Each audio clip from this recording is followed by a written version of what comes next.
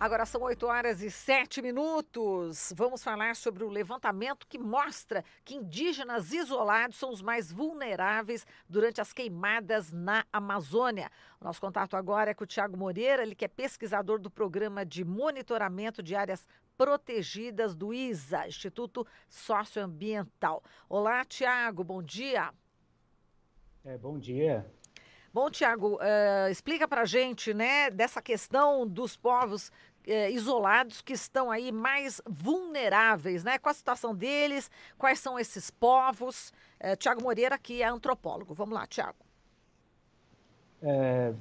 Bem, ah, existem atualmente 120 registros de povos indígenas isolados no Brasil, na Amazônia Legal Brasileira, né, sendo que 28 desses registros são registros de povos confirmados. Existe uma abundância de, de elementos que comprovam a existência desses povos. Existem outros 25 que estão em estudo e outras 67 informações a respeito de outros registros que não têm um volume tão grande ainda de informações para que eles possam ser confirmados, né? A situação desses povos isolados, no geral, é bastante crítica, porque, bom, eles são povos que se encontram já numa situação de isolamento, na maior parte das vezes, numa situação de evitação de contato com a sociedade nacional ou com outros grupos, justamente por conta de traumas e por conta de episódios de violência em frentes de contato, né?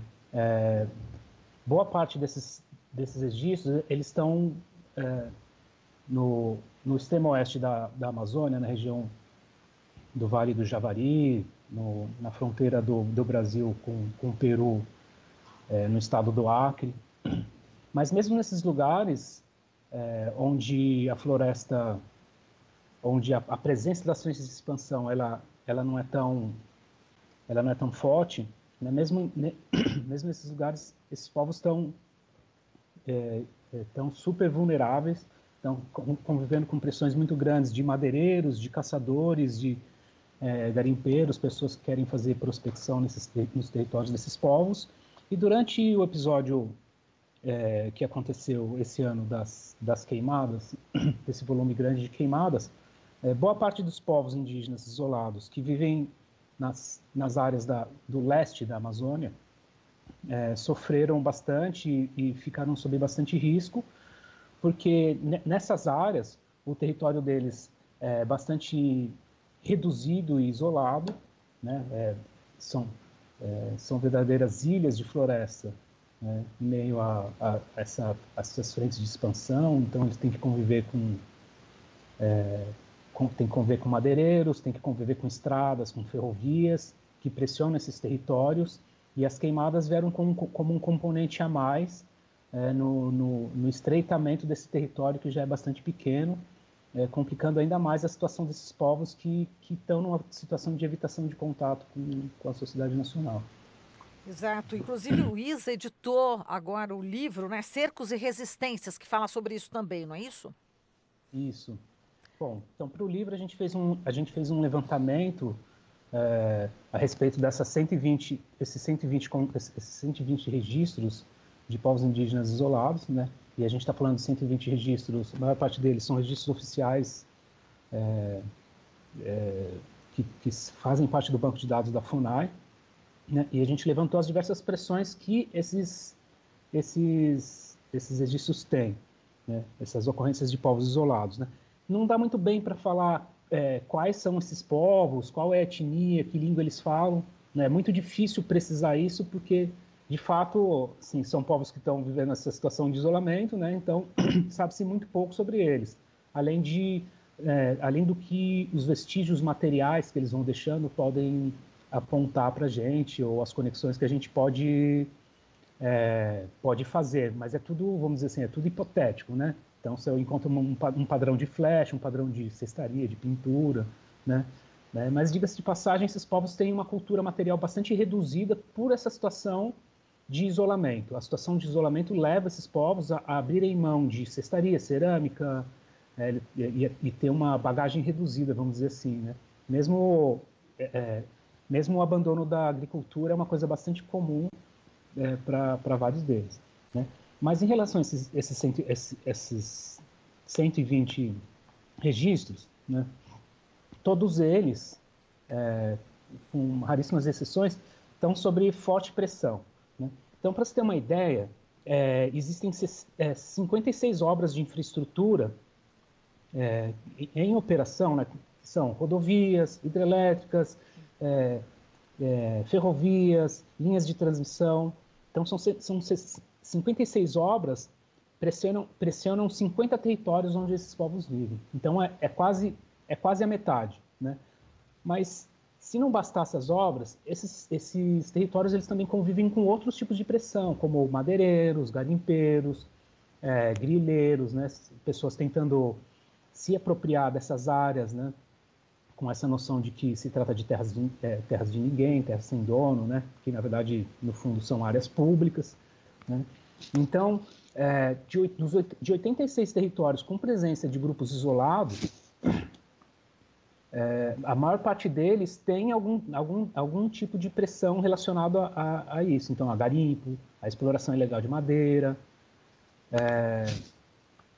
Essas informações são informações históricas que a gente tem do nosso monitoramento histórico. Então, são pressões e ocorrências que vêm acontecendo ao longo do tempo. E o que a gente está percebendo nesse momento é que a pressão sobre o território desses povos está aumentando. Por quê? Duas questões são bastante importantes. Uma é a redução da proteção. Então, existe uma redução da proteção que é feita pela FUNAI, através das frentes de proteção etnoambientais, com uma redução cada vez maior do orçamento que essas frentes precisam para atuar, e também com medidas burocráticas restritivas, né? Então, recentemente, a gente pôde tomar contato, através de uma reportagem que saiu no Globo e em outros veículos, sobre um memorando da FUNAI proibindo os funcionários da FUNAI de atuarem em terras indígenas que não estivessem homologadas ou regularizadas. Olha, o que isso implica, né? Quando o Estado toma conta da existência de um povo indígena isolado, né, da ocorrência de um povo indígena isolado, né, uma série de estudos e procedimentos são necessários. Uma delas, um dos procedimentos necessários é a interdição daquela área, né?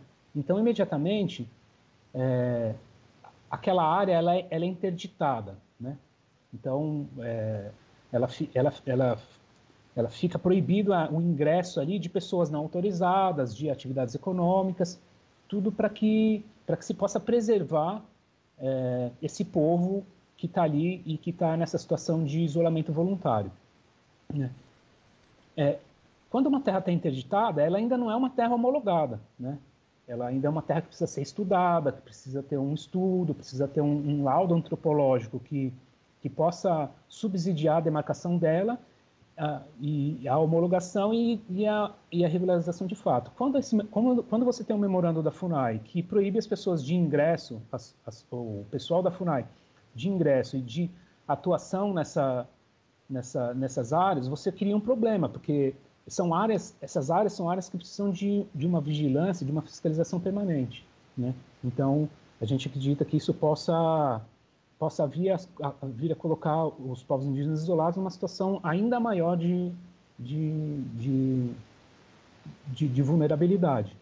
Outra questão muito importante também são as afirmações, os discursos constantes de que certas atividades econômicas que hoje são proibidas vão ser liberadas nas terras indígenas, né? Isso deve ter um impacto profundo não só para os povos indígenas que têm contato e que estão em uma outra situação da relação com a sociedade nacional, mas também vai colocar os povos indígenas isolados numa situação bastante complicada em relação à vulnerabilidade, porque vai ter essa intrusão no território deles, né? Perfeito, Tiago. Olha, a gente agradece aqui a sua participação. Muito obrigada, um grande abraço a você e até a próxima. Até a próxima. Falamos aqui com o Tiago Moreira, ele que é pesquisador do Programa de Monitoramento de Áreas Protegidas do ISA, antropólogo.